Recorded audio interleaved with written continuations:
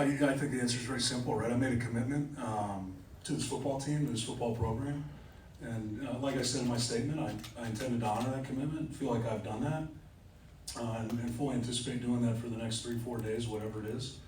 And then, cross the other bridge when I get there. But, this place is important to me. The University of Iowa is important to me. The football program is important to me. And so it was important that I finished the right way and did my job. Hi Brian, hope you're doing well. Going back to October, was it something that you were anticipating? Was there dialogue leading? What was kind of the dialogue leading up to the decision that Beth made?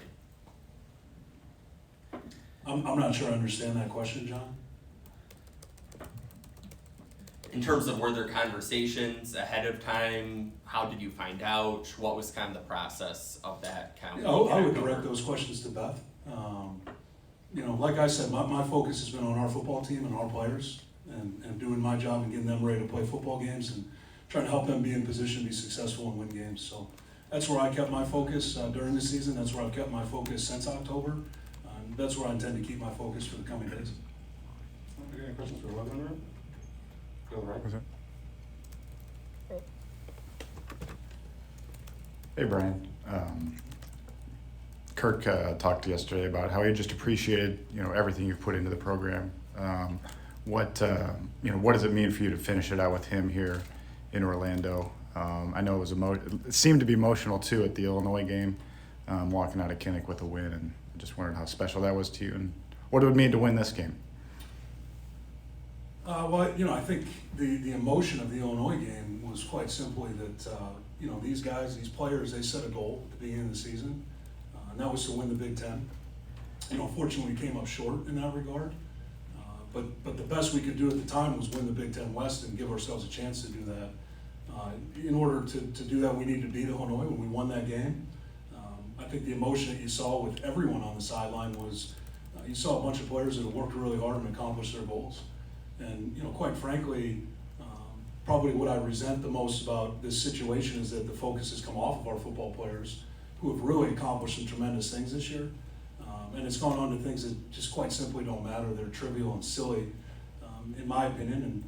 And, for whatever reason, the focus has gone there instead on a bunch of players who worked really hard, overcome a lot of adversity and dealt with a lot of nonsense to win 10 football games and put themselves into position to win the 11th. I think would be the 4th time in the history of the school that's happened. So, quite frankly, I think that's where the focus should be. That's where I'd like it to be. I can't control what you guys do or what other people say, but I think we're really missing something that's pretty special that's going on. Okay, we'll go to the right here and then we'll come front to the left. Logan, I'll ask you a question. Is there a sense on the team to Thanks, win? Tom. Is there a sense among the guys, especially on the offensive side, to win one for Brian Ferentz? I wouldn't say our goal is to win it for Brian. I think it's just to win it for our team. That's what we came here to do. We have a great opportunity to do that against a good Tennessee team. Obviously it's going to be emotional. You get to play for a guy like Coach Brian. It means a lot. I mean, you got a coach who will stop by and say hi to your mom. Have a conversation with her. She'll come to me after the game and say how much that means to her. So, you have a guy like Coach Brian who gets to come in and do that, and just the type of man he is, that means a lot to me. I know it means a lot to my mom too. I bet he does it with every, player on the offensive side, defensive side of the ball. It just says a lot about him. So yeah, I think it's going to be a very emotional game for us, and we're going to go out there and try and play our best football. Front. This is for both you all. When you look at Tennessee, specifically James Pierce, what stands out about what he gets done? No, let Logan start.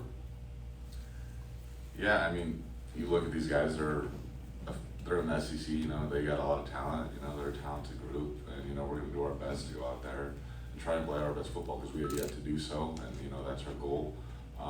They're big, strong, talented guys, probably 5-star guys, right? We don't have guys like that, so it's just a great opportunity for our guys up front, our offense to go out there and, like I said, just try and play our best football.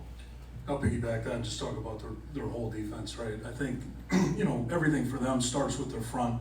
They get those big guys, right? And, I think our league's changed a little bit. We've seen some more defenses like that as time's gone on, right? With some of the bigger guys up front, especially in the interior. But I think what makes these guys interesting is, you know, they got the big guys up front, they got the two backers, they're really pretty good players, and then they're playing with those DBs, and they can be a little bit fluid with what they're showing you.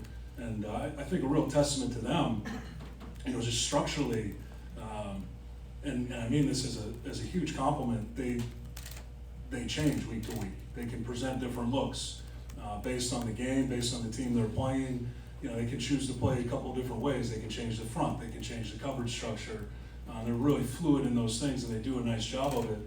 They can really create some challenges with you for the pictures you're seeing up front or in the back end with the coverage. So I think one of the big challenges for us this week is going to be trying to identify very early on, you know, what their game plan is against us, because I think it'll look different than maybe what we've seen on tape week to week. There's obviously going to be elements of it, but this has been a tough preparation because you can't just say, hey, it's not like playing our defense where it's like, hey, this is what they're going to do. We know that. They're going to match it up against what we are, but it's going to look like this on game day. Now we got to beat it.